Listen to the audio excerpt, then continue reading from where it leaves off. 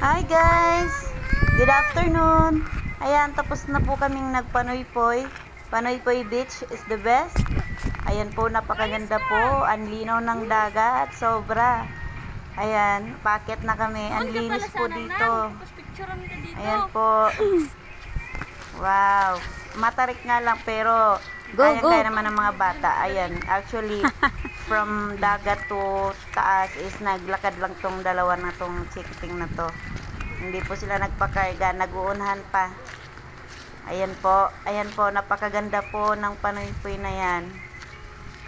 Ayan, paakit na kami. Kaya kalbo siya dahil summer ngayon. Careful kaya ayan, watch your walang step. mga damo. Pero napakaganda po dito. So, ayan po, naglalakad na yung mag-ama ko. Ayan. Kumakain po ng mangga ang asawa ko. Ayan. Actually, yung mangga na yan napulot lang namin. Doon sa mga kabisaya naming naligo din.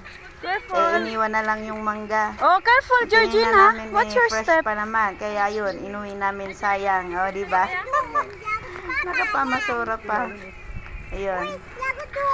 Ayan, sumilip sila sa may bangin. Kasi napakaganda, para siyang kawa. Ayan, may nauwi pa kaming mangga. Ayan po. Ayan. Very happy si Dundi dyan kasi hindi siya napagod paakyat dahil ang kanyang Careful, baby Georgina. ay marunong nang Oh, watch your maglakad. step. Hindi na siya pinagkarga.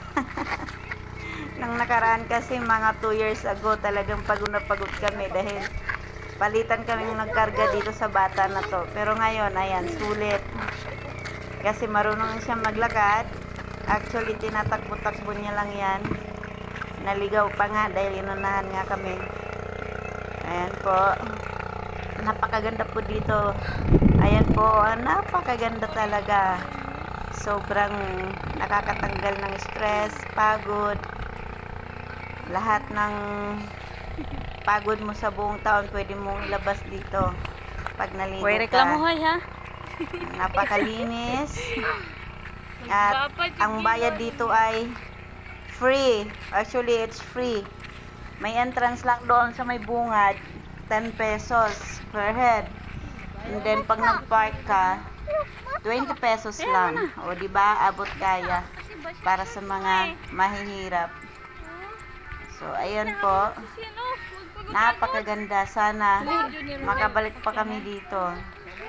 Sana hindi siya magiging private kasi nga nakikita ko may mga bakod na. Baka mamaya matulad doon sa isiman na bawal lang pasukin. So, ayan po. Happy yung mga bata. Oh, ayun si Kulot siyan. Nangunguna. Ayan. Naghahabulan na yung dalawa. Ayan po. Kayang-kaya naman siyang akyatin. Ayan. Although medyo mahaba-haba rin ang lalakarin mo. It's mga 1 kilometro din siguro. Pero sulit. Ayan, naghahabulan na yung dalawa. Lagi pang kapoy ah. Naguunahan. Iniiwan kami. Actually, naligaw sila. Doon sila paakyat sa pinakatuktok. Yun yung viewing na napakaganda.